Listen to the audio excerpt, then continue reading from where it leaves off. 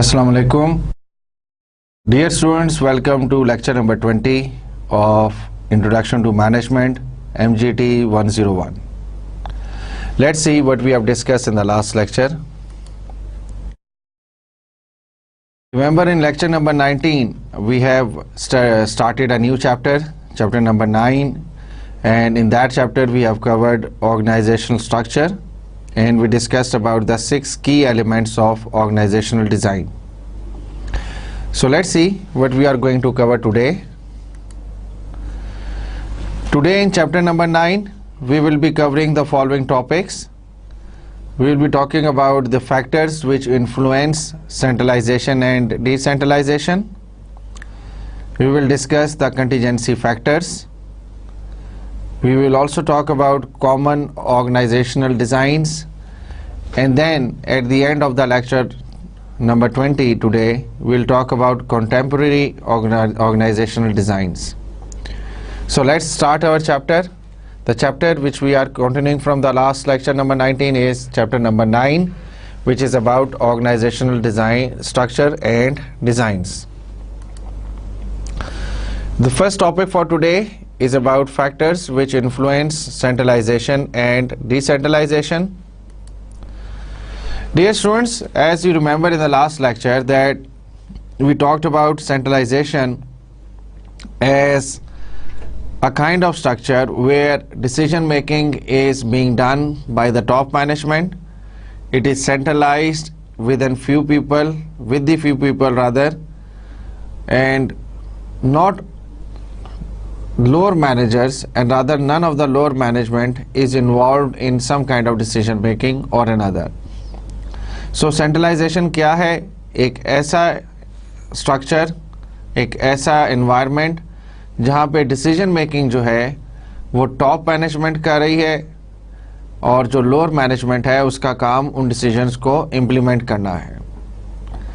अब वो कौन से ऐसे factors हैं जो centralization पे effect करते हैं?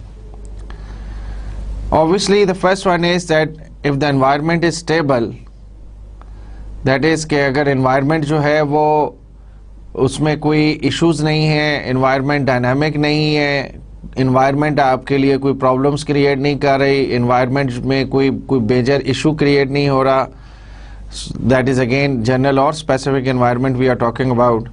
So if the environment is stable, the conditions are stable, then you don't need a kind of complex decision making. So the decisions are more or less routine and they are being done by the top management. Low level managers are not capable or experienced at decision making as the upper levels of management. If you believe that in your organization the lower level of management is not capable enough, they are not experienced enough, they are very new into the organization, then generally it's more or less required that the decision making should be done by the top management, or you can say it needs to be centralized. Or the lower level managers do not want to have a say in any decision. That means they don't want to participate in any decision. They are not, you can say they are not courageous enough, or they don't have that experience or that skill which they think is enough for decision making. So if they are not confident, if the low level management doesn't feel that they are confident enough, or they don't want to involve themselves in decision making, then the decision making should be done by the top management. Dear students, अक्सर ऐसा होता है कि जो low level managers हैं वो कुछ चीज़ों पे उनका चूँकि फोकस बहुत ज़्यादा नैरो होता है, क्योंकि वो लोग फ्रेश होते हैं, यंग होते हैं और एनर्जेटिक ज़्यादा होते हैं, और या उनका एक्सपीरियंस या एक्सपोजर इतना ज़्यादा नहीं हुआ होता। सो हर चीज़ के बारे में कई दफ़ा वो ओवर रिएक्ट करते हैं।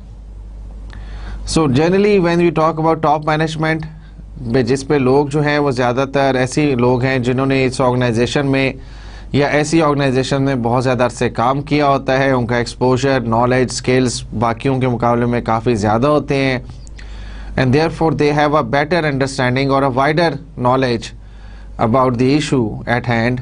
So generally we say it's better कि फिर डिसीजन मेकिंग जो है वो टॉप मैनेजमेंट ही करे। मोर सेंट्रलाइजेशन कब होती है? जब डिसीजंस आर रिलेटिवली माइनर, यानी डिसीजंस ऐसे हों कि जो काइंड ऑफ रूटीन, जैसे मैंने कहा, कि जिसमें कोई बहुत ज़्यादा कॉम्प्लेक्सिटी इन्वॉल्व नहीं है, कोई बहुत ज़्यादा मार्केट की अंडरस्टैंडिंग इन्वॉल्व नहीं है, कोई ज़्यादा जो है मार्केट रिसर्च इन्वॉल्व नहीं है, तो फिर जो डिसीजंस हैं वो टॉप मैनेजमेंट कर सकती है। अभी आप आगे देखोगे कि जब एनवायरनमेंट कॉम्प्लेक्स हो जाती है, जब एनवायरनमेंट अनस्टेबल होती है, तो फिर मैनेजमेंट को, टॉप मैनेजमेंट को डिसीजन मेकिंग के लिए रिलाई करना पड़ता है लोअर लेवल ऑफ मैनेजमेंट पे। उसकी क्या रीज़न है? उसकी रीज़न ये है कि लोअर लेवल ऑफ मैनेजमेंट जो है, they are in direct contact with the customers और विद द सप्लायर्स और other components of the environment. So they have a better understanding of the market dynamics, क्योंकि उस वक्त मार्केट जो है वो अनस्टेबल है, कॉम्प्लेक्स है। सो जो इश्यूज हो रहे हैं उसकी फर्स्ट हैंड इंफॉर्मेशन जो है वो फर्स्ट लाइन मैनेजर्स को मिल रही होती है। बट अगेन, अगर एनवायरनमेंट स्टेबल है, कॉम्प्लेक्स नहीं है, डायनामिक नहीं है, और डिसीजंस जो हैं वो रूटीन डिसीजंस हैं जिस और माइनर नेचर के हैं, सो फिर टॉप मैनेजमेंट जो है वो रूटीन डिसीजंस के मामले में फिर वो डिसीजंस जो है वो सेंट्रलाइज ही रखती है। लेकिन मैं यहाँ पे क्लैरिफाई कर दूँ कि टॉप मैनेजमेंट का चूँकि एक्सपोजर और एक्सपीरियंस ज़्यादा होता है, सो अगर ऐसा डिसीजन लेना है तो उसमें भी डिसीजन मेकिंग टॉप मैनेजमेंट ही करेगी अगर एनवायरनमेंट कॉम्प्लेक्स हो जाए। लेकिन उस वक्त किसी न किसी किस्म के बेसिक डिसीजंस होते हैं वो आप फर्स्ट लाइन मैनेजर्स को भी दे देते हैं, ताकि जैसे ही मार्केट में कोई चेंज आए और फौरी तौर पे डिसीजन लेने की ज़रूरत हो तो फिर वो डिसीजन ले सकें और उस पर वो काम कर सकें। अगर ऑर्गेनाइजेशन जो है, if it is facing crisis और अ रिस्क ऑफ फेलियर, जहाँ पे ऑर्गेनाइजेशन किसी प्रॉब्लम में आ गई है और ऑर्गेनाइजेशन में जो अथॉरिटी है उसको मेंटेन करने की ज़रूरत है, चीज़ों को स्ट्रीमलाइन करने की ज़रूरत है, तो फिर सेंट्रलाइज्ड डिसीजन मेकिंग जो है वो बेस्ट ऑप्शन है। Another thing is when the company is large। अब किसी हद तक जब हम आगे डिस्कस करेंगे तो कुछ स्ट्रक्चर्स में ये चीज़ आपको थोड़ा सा चेंज होती भी नज़र आएगी, लेकिन अगर ऑर्गेनाइजेशन बहुत बड़ी हो, यानी आपका एक हेड क्वार्टर जो है और वो एक मुल्क में है और बाकी मुल्कों में आपके सब ऑफिसेज हैं या डिफरेंट आपकी प्रोडक्शन प्लांट्स या इंस्टॉलेशंस हैं, तो फिर ऐसे एनवायरनमेंट में डिसीजन मेकिंग जो है वो एक हेडक्वार्टर की बेस पे एक जगह से की जाती है और फिर वो पूरे दुनिया में जहाँ जहाँ आपकी डिफरेंट ऑफिसेज हैं उन पे वैलिड होती है। So when the company is large then centralization is the best option. Effective implementation of company strategy depends upon managers retaining say over what happens। So implementation of strategies कब होती है कि जो managers हैं वो retain कर सकें, वो ये कह सकें, वो ये अंडरस्टैंड कर सकें कि क्या हो रहा है। और जैसे मैंने शुरू में कहा कि बेहतर अंडरस्टैंडिंग किसकी होती है, उस बंदे की या उन लोगों की, उन मैनेजर्स की कि जो इस ऑर्गेनाइजेशन में काफ़ी अरसे से काम कर रहे हों। जब ऑर्गेनाइजेशन में कोई बहुत ज़्यादा अरसे तक काम कर रहा हो तो वो अपनी ऑर्गेनाइजेशन के डायनामिक्स को और इन्वायरमेंट के इश्यूज़ को भी बेहतर तौर पे समझता है। So when it's about thinking, when it's about retaining what is happening actually in the market, so it's again you need to take in consideration the centralized decision making where the top management has a role. ना more decentralisation कब required होती है, हमें decentralisation की तरफ कब जाना ज़रूरी होता है? When environment is complex and uncertain, जब एनवायरनमेंट में अनसर्टेनिटी हाई हो जाए, यानी रोज़ कोई ना कोई चीज़ें चेंज हो रही हैं, मार्केट डायनामिक्स चेंज हो रही है, तो फिर टॉप मैनेजमेंट कुछ ब्रैकेट्स डिफाइन कर देती है। फॉर एग्जांपल लेट्स से ये कहा जाता, मैं कहता हूँ कि अगर जो है प्राइस डेली फ्लक्चुएट हो रही हो, ख़ासतौर पे रॉ मटेरियल की, और आपको हर दफ़ा फर्स्ट लाइन मैनेजर हो आप, आपने इन्वेंट्री जो है वो मंगवानी है सप्लायर से, तो और आपको हर दफ़ा अप्रूवल लेने के लिए लेटर लिखना पड़े, लेकिन हर रोज़ चूँकि प्राइस चेंज हो रही है, इसका मतलब है कि आप हर रोज़ अप्रूवल के लिए ऊपर लेटर भेजेंगे। तो फिर ऐसी सिनेरियो में हो सकता है top management first line manager को ये कहे कि अगर प्राइस जो है वो अगले 5 दिनों में या 10 दिनों में इतने रुपीस से इतने रुपीस के बीच में रहे तो तुम परचेज जारी रखो। तो जैसे जैसे प्राइस बढ़ रही है उस रेंज में अगर रह रही है तो वो खुद ही डिसीजन ले लेता है, क्योंकि इसकी उसको अथॉरिटी दी गई है। यहाँ पे मैं ये चीज़ बार बार क्लियर करना चाह रहा हूँ आपके साथ कि डिसेंट्रलाइजेशन में भी उस चीज़ पे डिसीजन लेने की अथॉरिटी आपको टॉप मैनेजमेंट देगी, वो आपको डेलीगेट की जाएगी। अगर जिस फ्रेम में डिसीजन आपको अलाउड किया गया है, अगर मार्केट या एनवायरनमेंट उस हद तक ही अनसर्टेन है तो फिर आप डिसीजन लेते रहेंगे। अगर उससे ज़्यादा अनसर्टेनिटी हो जाएगी या जिस चीज़ की आपको डेलीगेशन नहीं की गई है, अगर उससे बाहर की बात आ जाए तो फिर आपको अगेन डिसीजन के लिए रेफ़र करना पड़ेगा टॉप मैनेजमेंट को। एक और एग्जांपल मैं ये दे सकता हूँ आपको कि लेट से आपको ये कहा गया है कि जी 1 लाख तक की परचेज अगर आपने करनी है तो वो आप कर सकते हैं, उसके लिए अप्रूवल रिक्वायर्ड नहीं है। हाँ, अगर 1 लाख से 1 रुपया भी ज़्यादा है तो फिर आपको अप्रूवल जो है वो फॉर्मल उसी तरीके से लेनी पड़ेगी कि आपको रिक्वेस्ट जनरेट करनी पड़ेगी, वो टॉप मैनेजमेंट तक जाएगी, उसकी अप्रूवल आएगी तो फिर आप परचेज कर सकते हैं। So this is a kind of scenario जहाँ पे आपको एक ब्रैकेट दे दी गई है और आप उस ब्रैकेट के अंदर हैं और डिसीजन उसके अंदर आपको अलाउड है तो आप डिसीजन ले लेंगे। Another thing is when lower level managers are capable and experienced at making decision, अगर जो लो लेवल मैनेजर्स हैं वो एक्सपीरियंस्ड हैं, वो कैपेबल हैं, उनको अपनी मार्केट का पता है, वो उनकी भी अंडरस्टैंडिंग अच्छी है मार्केट डायनामिक्स के मुतालिक, तो फिर आप उनके ऊपर रिलाई कर सकते हैं कि वो डिसीजन कर सकें। Low level managers want a voice in a decision, अगर लो लेवल मैनेजर्स ये चाहते हैं कि जो काम किया जा रहा है ऑर्गेनाइजेशन में, जो डिसीजन लिए जा रहे हैं उसमें उनकी इन्वॉल्वमेंट होनी चाहिए, उनसे उनकी इनपुट्स ली जानी चाहिए, उनकी से होनी चाहिए, तो फिर ऐसी एनवायरनमेंट में, ऐसी कंडीशन में आप डिसेंट्रलाइजेशन की तरफ जा सकते हैं जिसमें लोअर लेवल ऑफ मैनेजमेंट को आपने अलाउ किया है कि वो किसी हद तक डिसीजन मेकिंग कर सके। और क्या चीज़ें हैं जो डिसेंट्रलाइजेशन की तरफ परसुएट करती हैं ऑर्गेनाइजेशंस को? When the decisions are significant, are important. अब ये जो वर्ड हमने इस्तेमाल किया है इसका मतलब यहाँ पे ये है कि देखें, जब डिसीजन मेकिंग में आप सब ऑर्गेनाइजेशन के मैनेजर्स को, वो लो लेवल के हों, मिडल के हों, उनको डिसीजन मेकिंग में इन्वॉल्व करेंगे, उनसे इनपुट्स लेंगे, तो फिर जो डिसीजन होगा उसको सब ओन करेंगे, सब कहेंगे हाँ हमसे पूछा गया था, हमने डिसीजन में अपनी वॉइस, अपनी इनपुट दी है, हाँ हमने इस डिसीजन को सपोर्ट किया था। तो फिर ऐसे डिसीजंस को इम्प्लीमेंट करते वक्त वो सब बहुत मेहनत करेंगे। लेकिन अगर सिर्फ ऊपर से हमेशा डिसीजन आ जाएगा तो आप कहेंगे यार क्या करें क्या करें, ये तो अब हमें करना पड़ेगा क्योंकि हमें ऑर्डर्स आए हैं। सो जब आप डिसीजंस इम्पॉर्टेंट हो तो कोशिश करनी चाहिए कि लो लेवल्स ऑफ मैनेजमेंट को आप डिसीजन मेकिंग में इन्वॉल्व करें। Corporate culture is open, allowing managers to have a say in what is happening. अगर आपका कल्चर ऐसा है जिसमें डिस्कशन की इम्पोर्टेंस है, जिसमें शेयरिंग ऑफ इंफॉर्मेशन की इम्पोर्टेंस है, जिसमें शेयरिंग ऑफ आइडियाज़ इम्पोर्टेंट हैं, ऐसा कल्चर बनाया गया है जहाँ पे अगर किसी इशू पे किसी को कोई कंसर्न है तो वो उसको फॉर्मली रेज करे और कोई उसके अगेंस्ट जो है कोई एक्शन ना लिया जाए, बल्कि उस चीज़ को इम्पोर्टेंट समझा जाए, वेटेज दी जाए, और कल्चर जो है वो न्यू आइडियाज़ को सपोर्ट करता हो, तो फिर ऐसे और कल्चर्स में डिसेंट्रलाइजेशन एक अच्छी ऑप्शन है। Company is geographically dispersed. जब कंपनी जो है वो जियोग्राफिकली डिस्पर्स्ड हो, तो मैंने कहा कि सेंट्रलाइजेशन भी एक अच्छी ऑप्शन होती है कि जिसमें आप हेडक्वार्टर में बैठे हुए डिसीजन कर रहे हैं और वो बाकी जगहों पे इम्प्लीमेंट हो रहे हैं।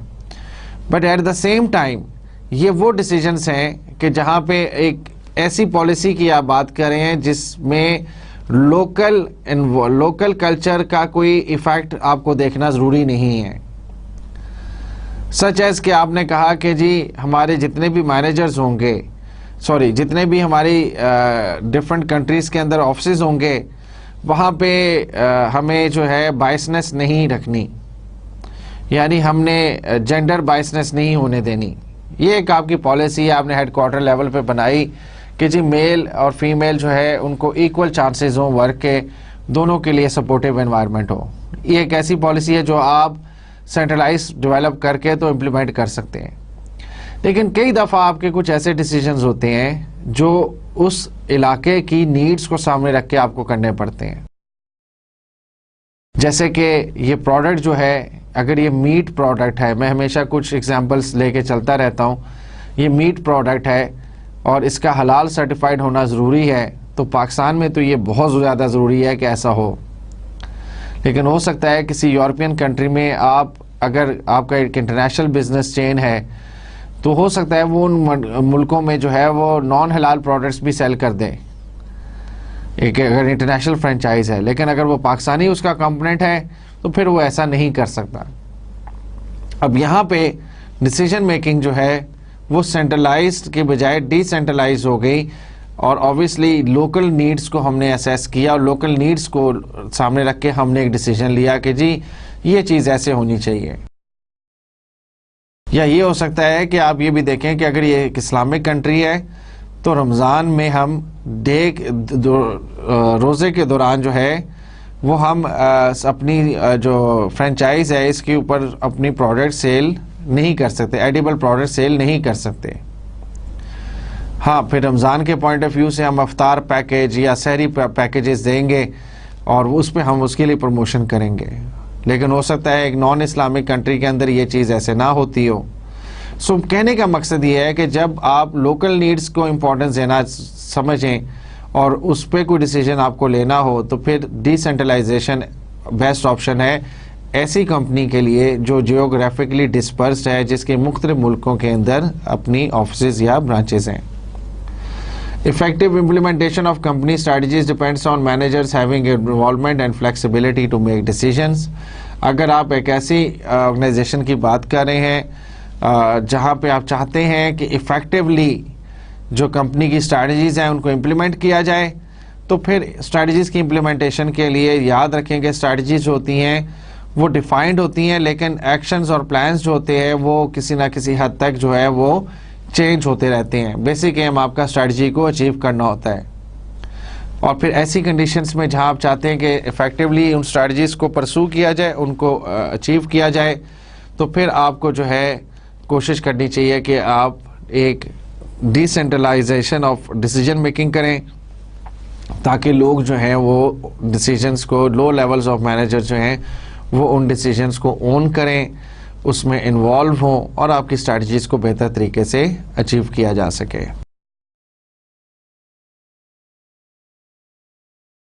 हमने एक जो की एलिमेंट लास्ट लेक्चर में आइडेंटिफाई किया था, दैट वाज फॉर्मलाइजेशन। और फॉर्मलाइजेशन के बारे में हमने ये कहा था कि it is the degree to which jobs within the organization are standardized and extent to which employees behavior is guided by rules and procedures। यानी किस हद तक आपकी ऑर्गेनाइजेशन जो है वो उसमें रूल्स एंड रेगुलेशंस जो हैं वो फॉर्मली डिफाइंड हैं। अगर आपकी ऑर्गेनाइजेशन में रूल्स एंड रेगुलेशंस कोई क्लियर नहीं है, स्टैंडर्डाइज नहीं है, तो फिर आप कहेंगे कि आपकी ऑर्गेनाइजेशन की जो फॉर्मलाइजेशन है वो लो है। और फॉर्मलाइजेशन हाई कैसी ऑर्गेनाइजेशंस में होगी जहाँ पे रूल्स एंड रेगुलेशंस डिफाइंड हैं और हर एम्प्लॉय का बिहेवियर जो है वो उन रूल्स एंड रेगुलेशंस के मुताबिक है।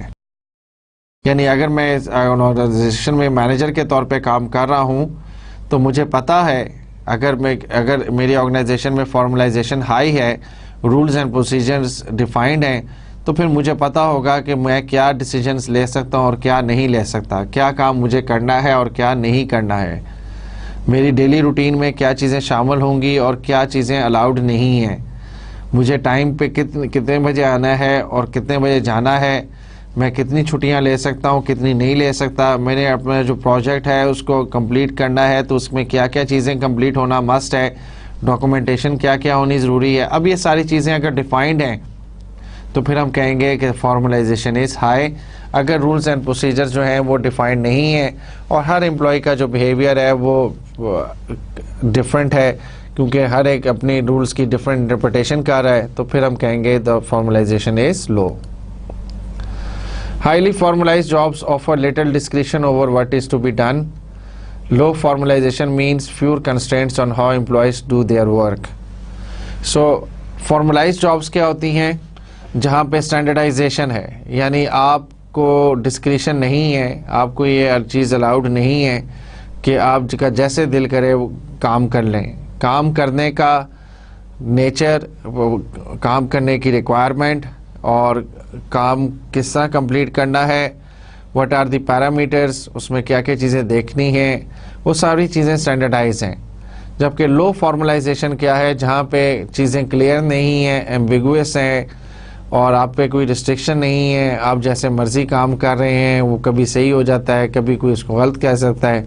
लेकिन अगर आप रूल्स एंड रेगुलेशंस डिफाइंड हो और फिर आप उसके मुताबिक काम करें और ऐसी ऑर्गेनाइजेशन हो जहाँ पे रूल्स डिफाइंड हो, क्लियर हो, एम्बिगुअस ना हो, फॉर्मलाइजेशन हाई हो, तो फिर अगर आप सही काम करेंगे तो सही कंसिडर किया जाएगा।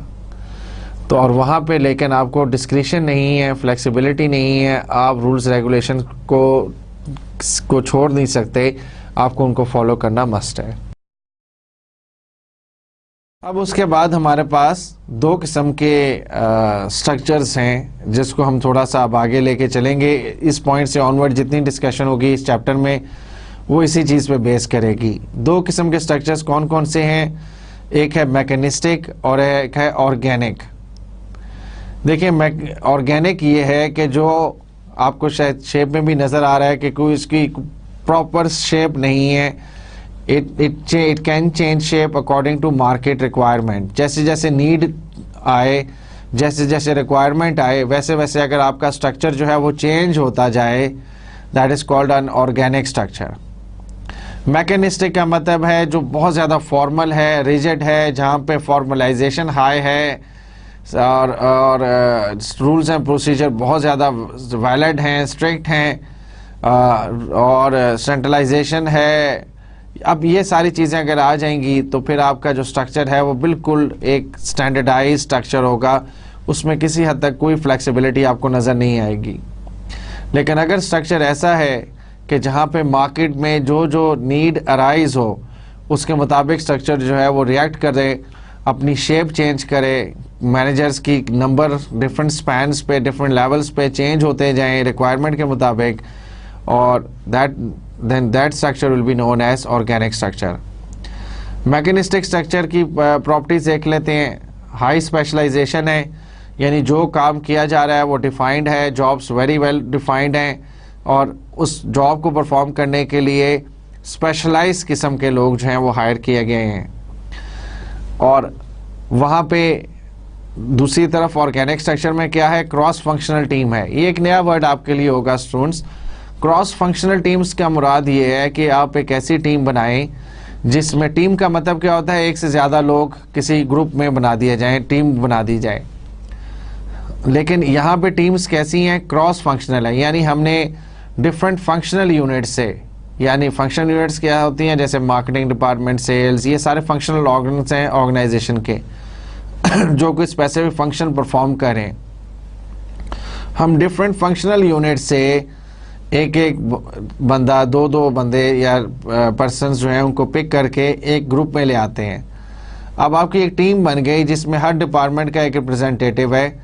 अब ये स्ट्रक्चर जो है आपने बना दिया है, ये ज़्यादा रिएक्टिव होगा। क्यों रिएक्टिव होगा? क्योंकि अब अगर कोई डिसीजन लेना है तो हर एक जो in kind of input required है कि मार्केटिंग की क्या इनपुट होनी चाहिए, सेल्स की क्या इनपुट होनी चाहिए, अकाउंट्स वाले की क्या इनपुट होनी चाहिए, वो बजाय इसके कि आप हर डिपार्टमेंट से अलग-अलग लें, अब वो सारे के सारे आपको एक ही ग्रुप में सबके रिप्रेजेंटेटिव मिल गए हैं। वहीं पे डिसीजन हो जाएगा, जल्दी हो जाएगा और फ़ौरन ही आप उस डिसीजन को इम्प्लीमेंट कर देंगे। यानी आप ज़्यादा रिएक्टिव होंगे मार्केट की तरफ। जैसे कोई नया आइडिया आएगा, नई रिक्वायरमेंट आएगी, आप उसको डिस्कस करोगे, डिज़ाइन करोगे, आइडिया को डेवलप करोगे। अगर वो वर्कआउट होता हुआ नज़र आएगा तो आप उसको इम्प्लीमेंट भी कर सकते हैं। मैकेनिस्टिक में रिजिड डिपार्टमेंटलाइजेशन है। मैंने कहा डिपार्टमेंटलाइजेशन बहुत रिजिड होती है कि आपके डिपार्टमेंट्स अगर प्रोडक्ट बेस्ड हैं तो प्रोडक्ट बेस्ड ही रहेंगे, अगर फंक्शन बेस्ड हैं तो फंक्शन बेस्ड ही रहेंगे। जबकि ऑर्गेनिक में क्रॉस हायरार्किकल टीम्स बनाई जाती हैं। यानी मैंने कहा कि हायरार्कीज़ में आप डिपार्टमेंट्स के लेवल्स पे भी लोग ले सकते हैं, डिफरेंट डिपार्टमेंट्स के लोगों को एक जगह कंबाइन कर सकते हैं, डिफरेंट हायरार्की के लोगों को एक टीम में ला सकते हैं। ये आप क्यों कर रहे हैं? क्योंकि आप उस केस में आप डिसीजन मेकिंग आपकी फास्ट हो जाएगी, और जब डिसीजन मेकिंग किसी कंपोनेंट की फास्ट हो जाती है तो वो ज़्यादा reactive to the market needs होता है। और इस वजह से ऑर्गेनिक स्ट्रक्चर जैसे जैसे मार्केट नीड एग्जिस्ट करेगी, राइज होगी, उस तरह अपना स्ट्रक्चर थोड़ा सा चेंज करेगा, मॉडिफाई करेगा और उस नीड के मुताबिक अपने आप को डेवलप करने के बाद उस नीड को फुलफिल करेगा। क्लियर चेन ऑफ कमांड होती है मैकेनिस्टिक स्ट्रक्चर में। चेन ऑफ कमांड क्लियर है, किसने किसको रिपोर्ट करना है। जबकि ऑर्गेनिक कल्चर स्ट्रक्चर के अंदर फ्री फ्लो ऑफ इंफॉर्मेशन है। कोई ऐसा span of chain of command नहीं है जो उस टीम के अंदर है, जो जिससे आंसरेबल है। वो स्ट्रक्चर कोई ना कोई तो स्टिल एग्जिस्ट करता है, बट इंफॉर्मेशन जो है वो फ्लो फ्री है, यानी कोई भी उससे इंफॉर्मेशन ले सकता है और वो किसी को इंफॉर्मेशन दे सकते हैं ऑर्गेनाइजेशन के अंदर। लाजमी नहीं है कि मैं सिर्फ और सिर्फ अपने सुपीरियर को आंसर करूंगा, वो आगे बताएगा, वो उससे आगे बताएगा। ये मैकेनिस्टिक कल्चर में स्ट्रक्चर में होता है। ऑर्गेनिक में फ्री फ्लो ऑफ इंफॉर्मेशन है। नैरो स्पैन्स ऑफ कंट्रोल है, वाइड स्पैन्स ऑफ कंट्रोल है। मैंने शुरू में लास्ट लेक्चर में भी थोड़ी सी बात की थी कि नैरो का मतलब ये है कि आपके स्ट्रक्चर जो हैं वो टॉलर हो जाएं, यानी उसमें डिफरेंट हायरार्कीज ज़्यादा आ जाएं, ज़्यादा लेवल्स ऑफ मैनेजमेंट इन्वॉल्व हो जाएं। वाइडर का मतलब क्या है कि उसमें हर मैनेजर के अंडर सबॉर्डिनेट ज़्यादा हैं। सो रिमेंबर हमने लास्ट लेक्चर में स्पैन ऑफ 4 और स्पैन ऑफ 8 देखा था। तो स्पैन ऑफ अगर 4 होगा तो हर एक के नीचे 4 मेंबर होंगे, उसके नीचे 4 होंगे, तो एम्प्लॉइज तो दोनों में इक्वल थे, लेकिन लेवल ज़्यादा हो जाएंगे। जब लेवल ज़्यादा हो जाते हैं तो फिर डिसीजन मेकिंग के लिए आपको हर एक दूसरे को आगे बताना पड़ता है। यानी मुझे अगर अप्रूवल लेनी है, मैं अपने से ऊपर वाले को बताऊंगा, वो उससे ऊपर वाले को बताएगा। अगर हायरार्की ज़्यादा हो जाएंगी तो फिर डिसीजन मेकिंग टाइम टेकिंग हो जाएगी, ऊपर जाएगी डिसीजन टॉप मैनेजमेंट तक, फिर वो अप्रूवल लेगा, फिर उसी तरह नीचे तक आएगी। अगर वाइडर हो जाएगा, फ्लैटर स्ट्रक्चर्स की तरफ आप चले जाएंगे, तो फिर क्या है कि मैनेजर्स लेवल्स कम हो जाएंगे। मैं अपने मैनेजर को बताऊंगा, हो सकता है दूसरे या तीसरे लेवल के बाद टॉप मैनेजमेंट आ जाए। डिसीजन लिया, कम टाइम में आपके पास वापस आ जाएगा, आप फौरी तौर पे रिएक्ट कर जाएंगे मार्केट नीड को फुलफिल करने। मैकेनिस्टिक कल्चर में ज़्यादातर सेंट्रलाइजेशन होती है, डिसीजन मेकिंग टॉप मैनेजमेंट करती है, फॉर्मल स्ट्रक्चर्स होते हैं। ऑर्गेनिक स्ट्रक्चर में ज़्यादातर डिसेंट्रलाइजेशन होती है, हम एम्पावर करते हैं, हम अपने लो लेवल मैनेजर्स को इन्वॉल्व करते हैं डिसीजन मेकिंग में, डिसीजन मेकिंग लोग ओन करते हैं, लिहाजा मार्केट में हम ज़्यादा रिएक्टिव होते हैं। वही फॉर्मलाइजेशन हाई और लो आ गई कि मैकेनिस्टिक कल्चर के अंदर हाई फॉर्मलाइजेशन है और ऑर्गेनिक स्ट्रक्चर के अंदर जो है वो लो फॉर्मलाइजेशन है। रूल्स रेगुलेशंस होते हैं लेकिन बहुत ज़्यादा रिजिड नहीं होते, फ्लेक्सिबिलिटी अलाउड होती है। बेसिक काम होता है कि स्ट्रैटेजीज जो डिफाइन की गई हैं उनको अचीव किया जाए। सो ऑर्गेनिक स्ट्रक्चर जो है वो फ्लेक्सिबल स्ट्रक्चर है, जबकि मैकेनिस्टिक कल्चर जो है वो रिजिड स्ट्रक्चर है, वो अपनी शेप नहीं चेंज करता। ऑर्गेनिक स्ट्रक्चर ऑल्दो अपनी शेप, अपने करैक्टरिस्टिक्स चेंज करता है according to the market requirements. Now let's see what are the different contingency factors. Structural decisions are influenced by, structure से रिलेटेड जो डिसीजंस होते हैं वो किन किन चीज़ों से इफेक्ट होते हैं। Number one, overall strategy of the organization. Overall strategy हमारी ऑर्गेनाइजेशन की क्या है। अगर हमारी स्ट्रेटजी जो है वो कस्टमर की नीड्स को फौरी तौर पे उस पर अंडरस्टैंड करना और उसको रिएक्ट करना है, तो फिर हो सकता है हम अपना जो स्ट्रक्चर है वो ऑर्गेनिक रखें। अगर हम समझते हैं कि हमारी स्ट्रेटजी जो है वो स्टेटस को की स्ट्रेटजी है, हमने एज इट इज़ चलना है जैसे हम चल रहे हैं, तो फिर हो सकता है आपका के नज़दीक कस्टमर नीड्स कोई इतनी ज़्यादा इम्पोर्टेंट ना हो। आप समझते हो कि जो हमारे पास अभी सिचुएशन मार्केट में है वो स्टेबल है, हमें ज़्यादा रिएक्टिव होने की ज़रूरत नहीं है, तो फिर आप मैकेनिस्टिक स्ट्रक्चर के साथ चल सकते हैं। साइज ऑफ द ऑर्गेनाइजेशन, अगर size of the organisation is large तो the structures can change, they can change from organic to mechanistic when the organizations grow in size। जैसे जैसे ऑर्गेनाइजेशन जो है वो ग्रो करती हैं आपको ज़्यादा स्ट्रक्चर को स्टेबल करने की ज़रूरत होती है, आपको ज़्यादा फॉर्मलाइज होने की ज़रूरत होती है, तो फिर आप जो है चेंज करते हैं ऑर्गेनिक स्ट्रक्चर से मैकेनिस्टिक स्ट्रक्चर की तरफ। फिर आ जाता है technology. Now if the firms are adopting technology, and they do adopt technology rather, so that also affects the decisions regarding structures। इसमें एग्जांपल मैं आपको ये दूंगा कि लेट्स से एक ऑर्गेनाइजेशन है जिसके पास एक असेंबली लाइन पे अब रोबोटिक आर्म्स भी हैं उनके पास, यानी ऐसे कंप्यूटर कंट्रोल्ड रोबोटिक आर्म्स हैं कि जो बोल्ट कर देती हैं, चीज़ों को वेल्ड कर देती हैं और आपको उसके लिए ह्यूमंस की ज़रूरत नहीं है। अब जब आपने रोबोटिक आर्म्स वगैरह और ज़्यादातर ऑटोमेटेड इन्वायरमेंट ले आए हैं, तो फिर हो सकता है कि आपका स्ट्रक्चर जो है जिसमें ज़्यादा लोग पहले आपको चाहिए थे अब वो ना रहे। सो जैसे जैसे टेक्नोलॉजी अडॉप्ट की जाती है वैसे वैसे देखा यह गया है कि आपको जो आपका प्रेशर होता है, डिपेंडेंसी होती है ऑन लेबर, वो कम होती जाती है, तो that can also affect the structure. Degree of environmental uncertainty, ये पहले भी हमने जिक्र किया है कि अगर एनवायरनमेंट अनसर्टन हो, डायनेमिक हो और ज़्यादा रिएक्टिव रिस्पॉन्स आपसे मांगती हो एनवायरनमेंट, तो फिर आपको ऑर्गेनिक स्ट्रक्चर्स की ज़रूरत होती है। लेकिन अगर एनवायरनमेंट स्टेबल है, कंडीशंस बहुत ज़्यादा चेंज नहीं हो रही हैं और स्टैंडर्डाइज किस्म के डिसीजंस लेने की ज़रूरत है, मार्केट आपसे कोई ओवर रिएक्टिव या रिएक्टिव रिस्पॉन्स नहीं मांग रही, तो फिर आप जो है मैकेनिस्टिक स्ट्रक्चर्स के साथ चल सकते हैं। स्ट्रेटजी फ्रेमवर्क्स क्या हो सकते हैं इस सिलसिले में? इनोवेशन, अगर if pursuing competitive advantage through meaningful and unique innovation favours and organic structuring. ऐसी इन्वायरमेंट्स, ऐसी ऑर्गेनाइजेशंस जहाँ पे इनोवेशन की बहुत ज़्यादा इम्पोर्टेंस हो, आइडियाज़ की इम्पोर्टेंस हो, रिसर्च एंड डेवलपमेंट की बहुत ज़्यादा इम्पोर्टेंस हो, और obviously research and development, fresh ideas आपको हमेशा उस वक्त मिलते हैं जब आप कस्टमर की नीड्स को बेहतर तौर पर समझ रहे हो।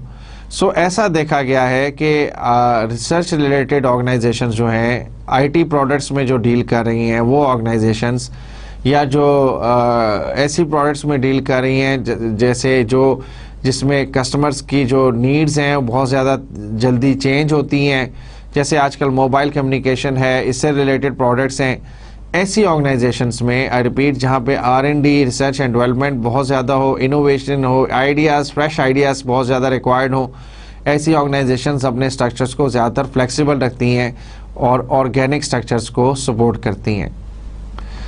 कॉस्ट मिनिमाइजेशन, अगर आप चाहते हैं कि आप टाइट कंट्रोल चाहते हैं अपनी कॉस्ट के ऊपर, यानी आपके नज़दीक जो है जो कॉस्ट है ये बहुत इम्पॉर्टेंट है, हमने cost of the production, cost of the services को बहुत ज़्यादा कंट्रोल करना है, तो फिर कॉस्ट उस वक्त कंट्रोल होती है जब आप रूल्स एंड रेगुलेशन को बहुत ज़्यादा रिजिडली फॉलो करें, और जब ऐसा करोगे आप तो then that means कि you are talking about a high formalization organization which is normally under mechanistic structures. So if you want to have a tight control on the cost, or you want to keep the cost to the minimum levels, then the best option is to go with the mechanistic structures. Now, what is about strategy and structure? Achievement of strategic goals is facilitated by changes in the organizational structure that accommodate and support change. देखें, basic relationship की बात की गई है कि strategy में और structure में क्या रिलेशनशिप है. स्ट्रैटेजी आप एक way of achieving a certain thing है, कोई आपने एक प्लान डेवलप किया है, कोई थिंकिंग है ऑर्गेनाइजेशन की, कोई फ्यूचर प्लान्स है आपका, आप उसको अचीव करना चाहते हैं, उसके लिए आपने कुछ स्ट्रैटेजीज बनाई हैं. अब उन स्ट्रैटेजीज को इम्प्लीमेंट करने के लिए यू नीड सपोर्टिंग स्ट्रक्चर्स. अगर आपकी स्ट्रैटेजी जो है वो एक नई इनोवेटिव प्रोडक्ट लाने की है, तो रिमेंबर कि इनोवेशन के लिए फ्लेक्सिबिलिटी होना ज़रूरी है. और फिर आपको कौन सा स्ट्रक्चर रिक्वायर्ड होगा? Organic structure. अगर आपका जो बेसिक स्ट्रैटेजी है वो कॉस्ट को कंट्रोल में रखना है अपनी ऑर्गेनाइजेशन में ताकि आपके रेवेन्यूज में इंप्रूवमेंट आए, तो that is way of thinking. तो फिर आपको कौन सा स्ट्रक्चर सूटेबल होगा? Mechanistic structure. So basic idea ये है कि जो भी स्ट्रैटेजी आप डेवलप करते हैं उसके लिए आपको सपोर्टिंग स्ट्रक्चर की ज़रूरत होती है, और that is the relationship between strategy and structure. Size and structure की क्या रिलेशनशिप है? हमने कहा कि एज द ऑर्गेनाइजेशन ग्रोस तो हमें ज़्यादातर टाइट कंट्रोल करना पड़ता है, और उसके लिए फिर हमें मैकेनिस्टिक स्ट्रक्चर्स की ज़रूरत होती है. और that is what the slide is saying. As an organization grows larger, its structure tends to change from organic to mechanistic with increased specialization, departmentalization, centralizations and rules and regulations.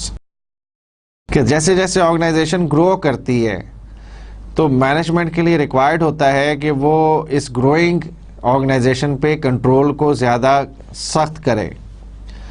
उसके लिए उसको rules and regulations बनाने पड़ते हैं, उनको strictly enforce करना पड़ता है, डिसीजन मेकिंग को अपने पास लाना पड़ता है, ऐसी पॉलिसीज़ बनानी पड़ती हैं जो कि हर जगह हर कंपोनेंट ऑफ द ऑर्गेनाइजेशन पे इक्वली इम्प्लीमेंट हो.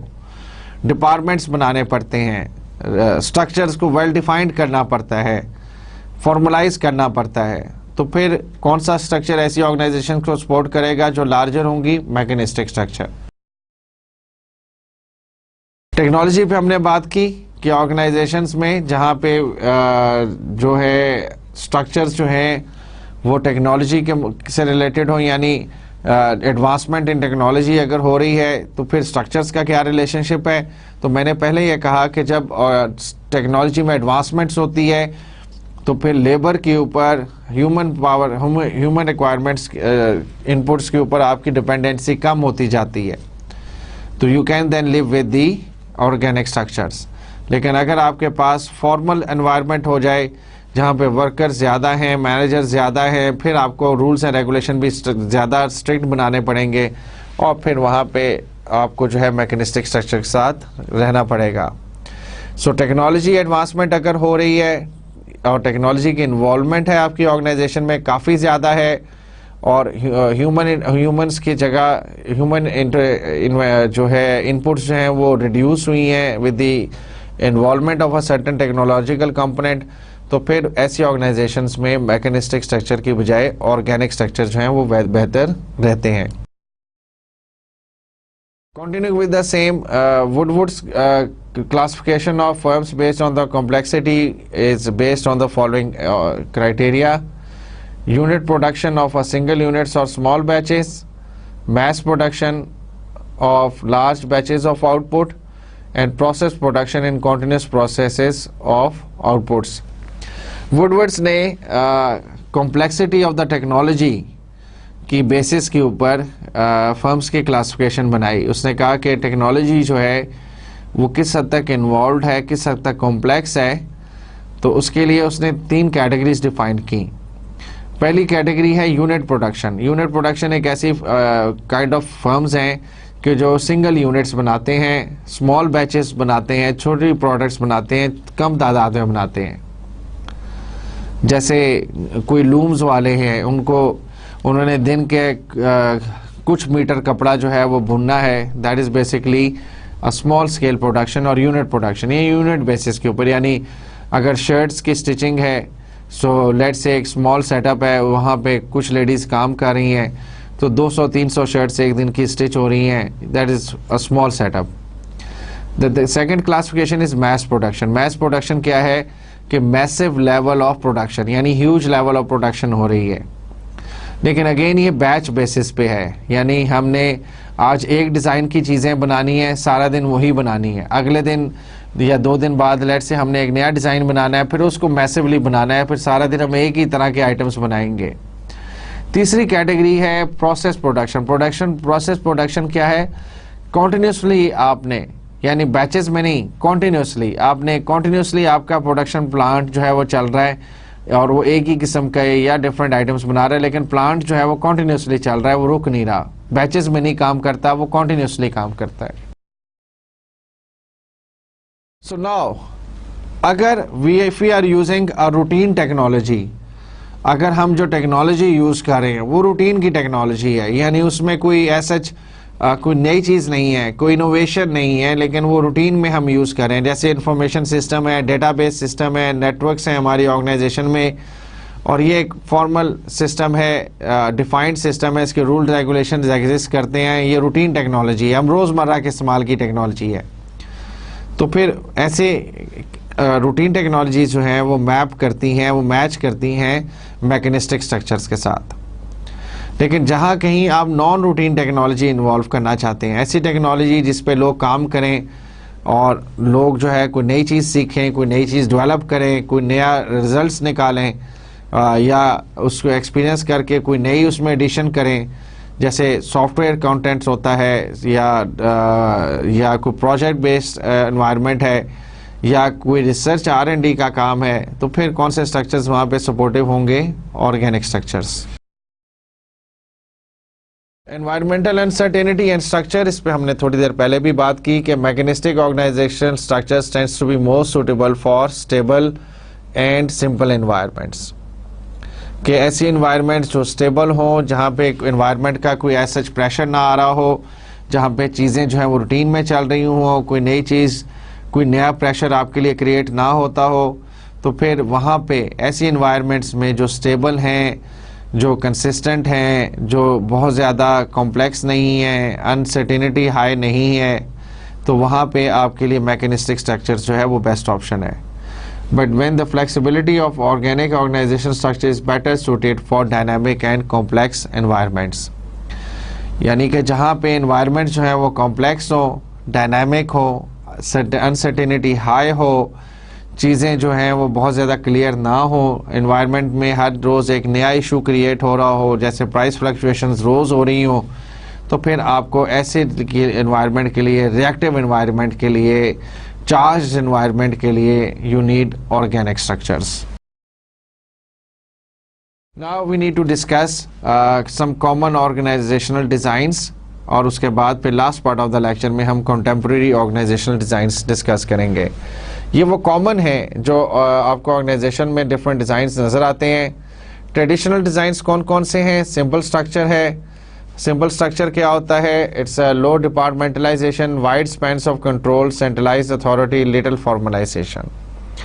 ट्रेडिशनल डिज़ाइंस में सिंपल स्ट्रक्चर है। सिंपल स्ट्रक्चर का मुराद ये है कि एक ऐसी ऑर्गेनाइजेशन की जो बहुत बड़ी नहीं है, छोटी सी ऑर्गेनाइजेशन है, वहाँ पे क्या है कि एक मैनेजर है, टॉप मैनेजर है, उसके अंडर जो है वाइडर स्पैन है, यानी काफ़ी सब्सटेंशियल नंबर ऑफ मैनेजर्स काम करें, उनके नीचे भी सब्सटेंशियल नंबर ऑफ मैनेजर्स हैं, बट नंबर ऑफ हायरार्कीज़ कम है, और वहाँ पे फॉर्मलाइजेशन जो है वो इतनी हाई नहीं है, रूल्स रेगुलेशन किसी हद तक हैं और किसी हद तक नहीं है, और लो डिपार्टमेंटलाइजेशन है, डिपार्टमेंटलाइजेशन ना होने के बराबर है। जनरली ऐसी ऑर्गेनाइजेशंस वो होती हैं कि जो न्यू हो, उनकी एज ज़्यादा ना हो, या जो बिल्कुल एक कह लें कि एंटरप्रेन्योरियल लेवल से अभी ऊपर आई हो, यानी एक बंदे ने शुरू की हो और फिर उसमें कुछ लोग एडअप हुए हों और वो भी ऑर्गेनाइजेशन जो है वो ग्रोथ के स्टेज पे भी आ रही हो, तो ऐसी ऑर्गेनाइजेशन जो होती है वहाँ पे सिंपल स्ट्रक्चर्स काम कर रहे होते हैं। फंक्शनल स्ट्रक्चर्स है। फंक्शनल स्ट्रक्चर्स में क्या है कि आपके पास जो ऑर्गेनाइजेशन है इसके अंदर आपके डिफरेंट डिपार्टमेंट्स हैं। डिफरेंट डिपार्टमेंट्स जो आपने बनाए हैं, remember this are based on different functions which an organization is performing such as marketing, sales, accounts, और इसकी बेसिस के ऊपर आपने डिफरेंट डिपार्टमेंट्स बनाए हैं. So departmentalisation by function such as operations, finance, marketing, HR and product research and development. अगर आपने different organisation के फंक्शंस को सामने रख के अपने डिपार्टमेंट्स बनाए हैं तो उसको हम फंक्शनल स्ट्रक्चर कहते हैं. डिविजनल स्ट्रक्चर क्या है? It's compose of separate business units और divisions with limited autonomy under the coordination and control the parent corporation. एक ऐसा स्ट्रक्चर जिसमें आपने बिजनेस आपका ग्रो किया है, आप एक से ज़्यादा प्रोडक्ट्स में डील कर रहे हैं और उस प्रोडक्ट्स को मैनेज करने के लिए आपने डिफरेंट डिविजन्स बनाए हैं. उन डिविजन्स के अंदर आपके फर्दर आगे सब फंक्शंस आ रहे हैं, फंक्शनल यूनिट्स आ रहे हैं, लेकिन ऑटोनॉमी ज़्यादा नहीं है. जो भी डिवीज़न है उसको जब भी कोई डिसीजन मेकिंग के लिए रेफ़र करना पड़ता है वो अपनी टॉप मैनेजमेंट को ही रेफ़र करता है. तो डिसीजन मेकिंग सेंट्रलाइज है, ऑल्दो हमने अपने टॉप लेवल के अंडर डिफरेंट डिवीजन्स बनाए हैं. हर डिवीज़न डिफरेंट प्रोडक्ट को या सर्विस को डील कर रहा है, लेकिन डिसीजन मेकिंग जो है वो अगेन सेंट्रलाइज है, उसके लिए आपको टॉप मैनेजमेंट को रेफ़र करना पड़ता है. अब हम कुछ बेसिक स्ट्रेंथ्स एंड वीकनेसेस देख लेते हैं ट्रेडिशनल डिज़ाइंस की, और देखते हैं सिंपल स्ट्रक्चर की स्ट्रेंथ्स क्या हैं. कि ये फास्ट होता है, फ्लेक्सिबल होता है, रिएक्टिव होता है. क्यों सिंपल हमने कहा कि इसमें हायरार्की ज़्यादा नहीं है. फास्ट क्यों है? क्योंकि इसके अंदर अगेन हायरार्कीज़ नहीं है, वाइडर स्पैन ऑफ कंट्रोल है, वाइडर है, नैरो नहीं है, सो हायरार्की ज़्यादा नहीं है. इनएक्सपेंसिव टू मेंटेन, चूँकि ज़्यादा लोग इसमें काम नहीं कर रहे, ज़्यादा मैनेजमेंट हायरार्कीज़ इन्वॉल्व नहीं है, तो इसमें इनएक्सपेंसिव है, ज़्यादा खर्चा नहीं आता इस स्ट्रक्चर में लोगों को मेंटेन रखने का. और अकाउंटेबिलिटी क्लियर होती है, हर एक का पता होता है कि उसने क्या काम करना है और किसने किसको आंसर करना है. वीकनेस क्या है इसकी? It's not appropriate as organization grows, reliance on one person is risky. जैसे ये मैंने कहा था कि ऐसी ऑर्गेनाइजेशन के लिए, ऐसी एनवायरनमेंट्स के लिए सूटेबल होता है जो अभी एंटरप्रेन्योरियल लेवल से मूव करके ग्रो की तरफ आ रही हैं. यानी एक बंदे की ऑर्गेनाइजेशन थी, उसने उसमें कुछ लोगों को और हायर किया है, थोड़ी सी ऑर्गेनाइजेशन बड़ी है, लेकिन इसकी वीकनेस क्या है कि ये स्ट्रक्चर जो है वो बड़ी ऑर्गेनाइजेशंस के लिए सूटेबल नहीं होता. फंक्शन स्ट्रक्चर यानी ऐसा स्ट्रक्चर जहाँ पे डिपार्टमेंट्स जो हैं वो डिफरेंट फंक्शंस की बेसिस पे हैं, जैसे मार्केटिंग, फाइनेंस और सो ऑन. सो उनकी स्ट्रेंथ्स क्या हैं? कॉस्ट सेविंग है, एडवांटेजेस हैं for specialization, economies of scale, minimum duplication of people and equipment, and employees are grouped with others who have similar task. हमने इकोनॉमीज ऑफ स्केल अचीव की है, यानी हमने क्या किया कि डुप्लीकेशन नहीं. ये नहीं है कि मार्केटिंग का बंदा किसी और डिपार्टमेंट में भी होगा, नहीं. मार्केटिंग वाले जो होंगे वो एक ही डिपार्टमेंट में होंगे, सेल्स वाले एक ही डिपार्टमेंट में होंगे, फाइनेंस वाले एक ही डिपार्टमेंट में होंगे. डुप्लीकेशन नहीं हो रही, एक जैसे लोग एक ही जगह पे एग्जिस्ट करते हैं और इससे फिर एफिशिएंसी बढ़ती है, स्पेशलाइजेशन इंप्रूव होती है. वीकनेस क्या है? Pursuit of functional goal can cause managers to lose sight of what's best for the overall organization. इस पे पहले भी बात की थी कि जब आप डिपार्टमेंटलाइजेशन में प्रोडक्ट बेस्ड चले जाते हैं या आप फंक्शन बेस्ड हो जाते हैं, तो उस फंक्शनल यूनिट का यानी मार्केटिंग का जो मैनेजर होगा अगर, तो उसकी जो रिस्पॉन्सिबिलिटी होगी वो देखेगा कि मैं अपने मार्केटिंग डिपार्टमेंट के जो गोल्स हैं उसको बेहतर तरीके से अचीव करूं. लेकिन वो साइट लूज़ कर देता है, वो ये भूल जाता है कि जब तक कोहेरेंस नहीं होगी, सारे डिपार्टमेंट्स मिलके एक दूसरे को सपोर्ट नहीं करेंगे तो ऑर्गेनाइजेशन के गोल्स अचीव नहीं हो सकते. Functional specialists become insulated and have little understanding of what's going on in other units. Marketing वाले को ये पता होगा कि मार्केटिंग की प्रोडक्ट्स, मार्केटिंग कैंपेन्स क्या चल रही हैं उसकी ऑर्गेनाइजेशन की, लेकिन it may not be knowing कि डिज़ाइन वाले आजकल किस डिज़ाइन पे काम कर रहे हैं, बिकॉज उनकी आपस में कोऑर्डिनेशन कोई इतनी ज़्यादा नहीं होती. डिविजनल स्ट्रक्चर्स यानी ऐसे स्ट्रक्चर्स जहाँ पे आपके पास डिविजन्स हैं, फिर आपके पास डिफरेंट प्रोडक्ट्स हैं और डिफरेंट प्रोडक्ट्स की बेस पे डिवीज़न है या किसी और बेसिस पे है, बट उन डिविजन्स के अंदर फिर उनके अपने फंक्शनल यूनिट्स हैं, मार्केटिंग डिपार्टमेंट डिवीज़न ए के अंडर भी है, मार्केटिंग डिपार्टमेंट डिवीज़न बी के अंडर भी है। डिवीज़न ए वाला मार्केटिंग डिपार्टमेंट का काम डिवीज़न ए की प्रोडक्ट्स या सर्विसेज को प्रमोट करना है। Marketing division coming under division B का काम डिवीज़न बी की प्रोडक्ट्स की और सर्विसेज की मार्केटिंग करना है। अब ऐसे स्ट्रक्चर्स की स्ट्रेंथ्स क्या होती हैं? They focuses on result, they result oriented होते हैं। उनका हर एक का काम अपने डिवीज़न का, अपनी प्रोडक्ट्स का, अपनी सर्विसेज को प्रमोट करना है, उसमें बेस्ट थिंग लेके आना है, उसकी सेल्स को इंक्रीज करना है, उसकी ग्रोथ को इंश्योर करना है वगैरह। But the weakness can be again duplication is there because marketing department division A में भी है और मार्केटिंग डिपार्टमेंट डिवीज़न बी में भी है। डुप्लीकेशन ऑफ रिसोर्सेज है, एक्स्ट्रा रिसोर्सेज है, एफर्ट्स भी डुप्लीकेट हो रही हैं। मार्केटिंग का काम वहाँ पे भी हो रहा है, यहाँ पे भी हो रहा है। नेचर फ़र्क है, वो प्रोडक्ट ए के लिए काम कर रहा है, ये प्रोडक्ट या डिवीज़न बी के लिए काम कर रहा है। Finally let's talk about contemporary organizational designs. कुछ न्यू डिज़ाइंस हैं जिन पे हम बात करेंगे। The first one is called the team structure. The desired organization is made up of work groups और self-managed team of empowered employees. Team structures में हम ऐसे structures की बात करें जहाँ पे different teams बना दी गई हैं, ऐसे groups of individuals बना दिए गए, combine कर दिए गए जिनकी एक जैसे ideas हैं और वो different ideas पे मिल के काम कर रहे हैं। ऐसी organization जहाँ पे R&D, innovation, fresh ideas ये important हो, तो वहाँ पे टीम स्ट्रक्चर्स बना दिए जाते हैं, डिफरेंट टीम्स बना दी जाती हैं जो डिफरेंट आइडियाज़ पे काम करती हैं। फॉर एग्जांपल विंडोज़ 97 जो है, जो कि बड़ी फेमस विंडोज़ रही है, that was developed by Memphis team.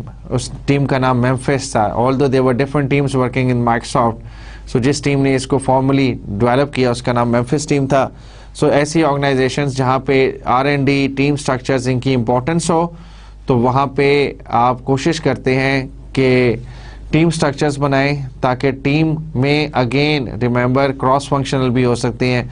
Different departments के लोगों को एक टीम में लाया गया है, उनको एम्पावर किया गया है कि they can work, they can discuss, they can decide and they can implement. Then we need to discuss boundaryless organization, एक flexible organization, an unstructured organizational design that is intended to break down the external barriers between the organization and its customers and suppliers. Boundaryless means कि आप ऐसी organization develop करें कि जिसकी as such कोई physical boundary ना हो, यानी a kind of environment जहाँ पे आप आपकी ऑर्गेनाइजेशन का मौजूद होना फिज़िकली इम्पोर्टेंट नहीं है। So we can now think about an environment जहाँ पे आप इंटरनेट के थ्रू वर्चुअल एनवायरनमेंट में वो एग्जिस्ट करती है और आप उससे ले रहे हैं। Think of some time need to look into amazon.com। amazon.com एक वेबसाइट है जहाँ से आप बुक्स और गिफ्ट्स और ये बाकी चीज़ें परचेज़ कर सकते हैं। And you will be astonished to know कि ऐसी ये amazon.com इज़ एन ऑर्गेनाइजेशन कि जो वर्चुअल है। एज सच अमेज़ॉन हो लाजमी नहीं है कि वो सारी ही इन्वेंट्री उसके पास हो। हाँ, उसके अपने आगे सप्लायर्स के साथ कॉन्टैक्ट्स हैं जिनकी प्रोडक्ट्स को वो सेल करता है। हमारे एंड पे अमेज़ॉन एक ऑर्गेनाइजेशन है, लेकिन वो डिफरेंट ऑर्गेनाइजेशंस की प्रोड्यूसर्स की प्रोडक्ट्स को सेल कर रहा है। ये एक वर्चुअल ऑर्गेनाइजेशन है, एक बाउंड्री लेस ऑर्गेनाइजेशन है जो वर्चुअली हर जगह मौजूद है, इंटरनेट के थ्रू हमें एक्सेसिबल है और इसका फिज़िकली कहीं पे प्रेजेंस नहीं है। यानी फ़िज़िकली वो कहीं ना कहीं तो कोई ऑफिस मेंटेन कर रहे होंगे, लेकिन amazon.com मैं यहाँ पे भी पाकिस्तान में भी एक्सेस कर सकता हूँ। amazon.com को मैं कनाडा में बैठा एक्सेस कर सकता हूँ, मैं जापान में बैठा एक्सेस कर सकता हूँ। It removes internal horizontal boundaries, eliminates the chain of command, has limitless spans of control and uses empowered teams rather than departments. ऐसी ऑर्गेनाइजेशंस होती हैं वहाँ पे चेन ऑफ कमांड नहीं एज सच एग्जिस्ट इम्पॉर्टेंट नहीं होता, वाइडर स्पैन्स होते हैं और ज़्यादातर कोशिश की जाती है कि रिएक्टिव ऑर्गेनाइजेशन बना दी जाती है। डिसीजन मेकिंग बहुत फास्ट होती है, क्विक होती है, जैसी कोई नीड आती है उसके मुताबिक रिएक्ट कर लिया जाता है। और एक्सटर्नल बाउंड्रीज़ को हम कैसे रिमूव करते हैं? वर्चुअली नेटवर्क्स को यूज़ करते हैं, मॉड्यूलर ऑर्गेनाइजेशन स्ट्रक्चर्स बनाते हैं, वर्चुअल नेटवर्क्स बनाते हैं ताकि we need to be more nearer to our stakeholders. Virtual organisation का बात आई, an organisation that consist of a small core of full time employees and that temporary hire specialist to work on opportunities that arises. Virtual organisations internet के through भी हो सकती हैं, but these are the kind of organisation जो permanent staff बहुत कम maintain कर रहे हो और ज़्यादातर इनके पास टेम्पररी स्टाफ होता है, जैसे जैसे नीड्स आती हैं उसके मुताबिक वो काम करती हैं। नेटवर्क ऑर्गेनाइजेशंस कैसी होती हैं? A small core organisation that outsource its major component to the other organisations and concentrate on what it does best. यानी ऐसी ऑर्गेनाइजेशंस जो कि कोर सर्विसेज और कोर प्रोडक्ट्स अपने पास रखें और बाकी काम जो है आउटसोर्स कर दिया हो, और जब उनके पास वो काम आ जाए तो उसको असेंबल करके तो वो आगे तक पहुंचा दें, और वो काम सिर्फ अपने पास रखें जिसमें उनको स्किल्स हों। मॉड्यूलर ऑर्गेनाइजेशन क्या है? Manufacturing organisation that uses outside supplier to provide product components for its final assembly operation. जैसे डेल कंप्यूटर्स है, फाइनल असेंबली डेल करता है, लेकिन ज़्यादातर कंपोनेंट्स जो हैं वो डिफरेंट मैन्युफैक्चरर से लेता है, मॉड्यूल्स की बेसिस में लेता है। मॉड्यूल का मतलब होता है ऑलरेडी फैब्रिकेटेड आइटम्स कि जिनको आप ग्रुप्स में बने बनाए डिफरेंट मॉड्यूल्स आपके पास आए, उसको एक ख़ास शेप में आपस में कंबाइन करके तो फाइनल प्रोडक्ट बना दी जाए। So that is called modules. So ऐसी ऑर्गेनाइजेशन जो अपने सप्लायर पे डिपेंडेंट हो, और उन पे होते तो सारे ही डिपेंडेंट है, बट सप्लायर पे इस तरह डिपेंडेंट हो कि वो उसको मॉड्यूल्स बना के दें, और सिर्फ मॉडिंग का मेन ऑर्गेनाइजेशन का काम उसको जोड़ना हो, मॉड्यूल्स को कंबाइन करके तो फाइनल प्रोडक्ट डिलीवर करना हो। That is called a modular organisation. So, dear students, with this I conclude my lecture number 20. I hope you have been able to understand what the organization structure and design is all about. In today's lecture we have discussed at length what are the basic designs, what is the difference between mechanistic and organic structures. We also discussed what are the traditional designs and what are the contemporary designs. I hope you have fully understood that topics for today. Till next time, from me, it's Allah Hafiz.